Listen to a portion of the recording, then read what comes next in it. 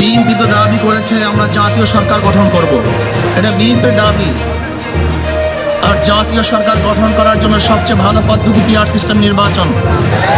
জাতীয় সরকার সর্বদলের অংশগ্রহণমূলক সরকার, আর সর্বদলের অংশমূলক সরকার গঠন হতে পারে একমাত্র পিআর সিস্টেম নির্বাচনের ভিত্তিতেই। তাহলে কেন বিএনপি মানছে না, কারণটা কি আমি তো বুঝি না। অবশ্যই বিএনপিকেও পিআর সিস্টেমে নির্বাচন মানা উচিত। সংস্কার চাই। বিএনপি বলছে আমরা সরকার গঠন করে ক্ষমতায় গিয়ে সংস্কার করব। প্রথম প্রশ্ন হলো এই, আগামীতে বিএনপি ক্ষমতায় যাবেন, এই গ্যারান্টি আপনি কে দিয়েছে? আপনি কিভাবে ভেবেছেন যারা 91 থেকে 96 পর্যন্ত ফেল করার কারণে 96 ক্ষমতায় আসতে পারে নাই, আবার 2001 থেকে 2005 পর্যন্ত দেশ চালাবার কারণে 2008 তারা ক্ষমতায় আসতে পারে নাই। 2001-এ বিএনপি ইশতেহার ঘোষণা করেছিল, সেই ইশতেহারের মধ্যে 10%ও বিএনপি বাস্তবায়ন করতে পারে নাই। এমনকি 2001-এ বিএনপির ইশতেহারের 1 নম্বর শর্ত তারা পালন করতে পারে নাই। আমি বিশ্বাস করি আগামীতে ক্ষমতায় কে যাবে না যাবে আমি জানি না, কিন্তু বাংলাদেশের জনগণ কোন দুর্নীতিবাজ, চাঁদাবাজ, দখলবাজ, খুনিদেরকে আর ক্ষমতায় নিবে না। বাংলাদেশের জনগণ রক্ত দিয়েছে, জীবন দিয়েছে বাংলাদেশে চাঁদাবাজি করার জন্য নয়, খুন করার জন্য নয়, দেশকে দখল করার জন্য নয়, দুর্নীতি করার জন্য মানুষ রক্ত দেয় নাই, জীবন দেয় নাই। বাংলাদেশের মানুষ জীবন দিয়েছিল, মানুষ মুক্তি পাবে, শান্তি পাবে। আমার গরিব দুঃখী মেহনত মানুষ ক্ষুধার্ত থাকবে না, বাংলাদেশের একজন মানুষও খোলা আকাশের নিচে থাকবে না, বাংলাদেশের একজন গরিব বস্ত্রহীন থাকবে না, আমার বাংলাদেশের কোনো মানুষ গুম হবে না, খুন হবে না, বাংলাদেশের কোনো ব্যবসায়ীকে চাঁদা দিতে হবে না, বাংলাদেশের প্রত্যেক নাগরিক অধিকার বাস্তবায়ন হবে, তারা শান্তিতে বসবাস করতে পারবে, নির্বিঘ্নে ঘুমাতে পারবে, আমার মা বোনরা ইজ্জত দিয়ে রাস্তায় চলাফেরা করতে পারবে, বাংলাদেশের মসজিদ থাকবে, মাদ্রাসা থাকবে, দাড়ি থাকবে, টুপি থাকবে, দাড়ির উপরে আক্রমণ করতে পারবে না, টুপিকে ছিনিয়ে কেউ নিতে পারবে না, ইসলামের বাইরে আইন পাস করতে পারবে না। এর জন্য জীবন দিয়েছিল, রক্ত দিয়েছিল। দ্বিতীয়বার দাড়ি টানবে এই দৃশ্য দেখার জন্য মানুষ রক্ত দেয় নাই। মৌলবাদীর বিরুদ্ধে আলোক আঙ্গুল তুলবে, মোল্লা বলে গালি দিবে, আজকে টুপি দাড়িওয়ালাদের ক্ষমতায় যেতে দেবে না, এই স্লোগান শোনার জন্য মানুষ রক্ত দেয় নাই। এই দৃশ্য দেখার জন্য বুকের তাজা রক্ত জমিনে ঢেলে দিয়ে মানুষ শাহাদাত বরণ করে নাই, বরং বাংলাদেশের মানুষ শাহাদাত বরণ করেছিল এই জাতিকে মুক্তি দেওয়ার জন্য, কোরআন ও সুন্নাহর আইন বাস্তবায়ন করার জন্য। বাংলাদেশের মানুষ ওই ভারতের গোলামি করার জন্য রক্ত দেয় নাই। বাংলাদেশের মানুষ ভারত আমাদের দেশে কর্তৃত্ব নেতৃত্ব করবে, আমেরিকা আমাদের দেশে কর্তৃত্ব নেতৃত্ব করবে, এর জন্য বাংলাদেশের মানুষ জীবন দেয় নাই, রক্ত দেয় নাই। বাংলাদেশের মানুষ সাধন, তারা নিজেরা আইন প্রণয়ন করবে, নিজেরা সংসদ পরিচালিত করবে, তারা নিজেদের পায়ে দাঁড়াবে। বাংলাদেশের মানুষ জীবন দিতে পারে কিন্তু কার গোলামি করতে পারে না। প্রিয় ভাইয়েরা আমার, আমি বিশ্বাস করি আজকে মঞ্চে যারা আছেন যদি আমরা মুনাফিকি না করি, মঞ্চে যারা আছে যদি মুনাফিকি না করি,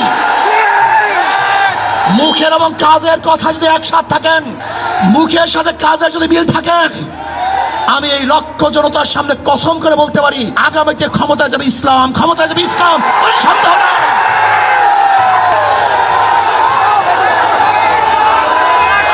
কিন্তু খবরদার যদি মুনাফিকি করি তাহলে এদেশের মানুষ সচেতন হয়েছে, এদেশের মানুষ সব জ্ঞানী হয়ে গেছে। বিশ্বাস করবেন না, একজন রিক্সাওয়ালা, ঠেলাওয়ালা, কুলি মজদুরের বক্তব্য শুনলে আমরা আশ্চর্য হয়ে যাই বাংলাদেশের মানুষ কত সচেতন, তারা কত সচেতন হয়েছে।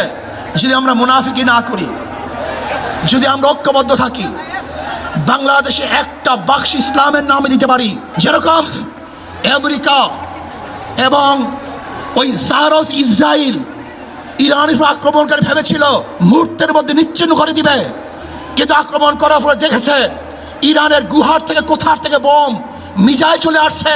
আমেরিকা এবং ইসরায়েল যেরকম অনুভব করতে পারে নাই, বাংলাদেশের বুকে যদি একটা বাক্স দেওয়া হয়, বাংলাদেশের ঘরের থেকে এমন মিসাইল বের হবে, এমন বোমা বের হবে, গোটা বাংলাদেশ থেকে, গোটা দুনিয়া থেকে ইসলামের দুশ্মন থেকে ধ্বংস করে ফেলবে ইনশাআল্লাহ।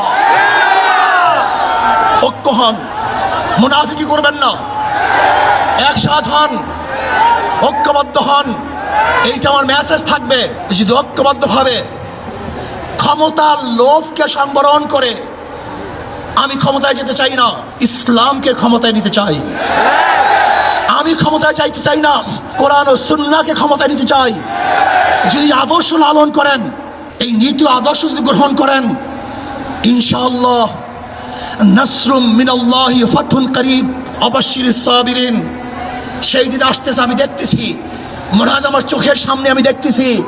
ওই সংসদের মধ্যে কলেমার কথা হবে, কোরআন ও সুন্নাহর কথা হবে, লা ইলাহা ইল্লাল্লাহ উচ্চারিত হবে। গোটা বাংলাদেশের মানুষ শান্তিতে বসবাস করতে পারবে, জুলুম থাকবে না, অত্যাচার থাকবে না, অবিচার থাকবে না। প্রত্যেকটা মানুষের প্রাপ্তি তাদের ঘরে ঘরে পৌঁছানো হবে। আজকে আমার মা বোনেরা মনে করছে ইসলাম ক্ষমতা আসলে আমাদের অবস্থাটা কি হবে। ইসলাম ক্ষমতা আসলে প্রত্যেকটা মা বোনের ন্যায্য অধিকারকে প্রতিষ্ঠিত করা হবে। ইসলাম ক্ষমতা আসলে আগামী 5-10 বছরের মধ্যে সমস্ত গরিবরা দরিদ্র সীমার উপরে চলে যাবে। ইসলাম ক্ষমতা আসলে 28 লক্ষ কোটি টাকা বিদেশে পাচার হবে না, দুর্নীতি থাকবে না, জুলুম থাকবে না, অত্যাচার থাকবে না, নির্বিচারে কোনো মানুষ আর খুন হবে না, গুম হবে না। ইসলাম ক্ষমতা আসলে শ্রমিকদেরকে তাদের অধিকার আদায়ের জন্য রাস্তায় নামার কোনো প্রয়োজন হবে না। ইসলাম ক্ষমতা আসলে কৃষক, শ্রমিক, মজদুররা তাদের অধিকারকে প্রতিষ্ঠিত করার জন্য ইসলামী সরকার তাদেরকে নিয়ে কমিটি গঠন করে তাদের প্রাপ্তি তাদের কাছে পৌঁছে দেবে। আসুন ইসলামী হুকুমাত কায়েম করার জন্য আমরা চেষ্টা করব। আজকে আমাদের এই জনসভায় যশোর থেকে আমার কিছু ভাই আসার সময় তার অ্যাক্সিডেন্ট হয়ে শাহাদাত বরণ করেছে। আল্লাহ তাদেরকে জান্নাতুল ফেরদাউস দান করেন। আমার অনেক ভাইয়েরা আহত অবস্থায় আছে, আল্লাহ পাক তাদেরকে সুস্থ করে দেন। আসুন আজকে জনসমুদ্রে আমরা আসছি, আমাদের টাকা নাই, পয়সা নাই, নিজের পয়সা দিয়ে এসছি, নিজের খানা খেয়েছি। এই জাতিকে, এই দলকে, এই কাফেলাকে গোটা দুনিয়ার কোনো প্রশক্তি পরাজয় করতে পারবে না, থামিয়ে রাখতে পারবে না। অবশ্যই ইনশাআল্লাহ আমরা বিজয় হব। ASBD 24 সত্য প্রকাশে প্রতিশ্রুতিবদ্ধ। চ্যানেলটি সাবস্ক্রাইব করুন।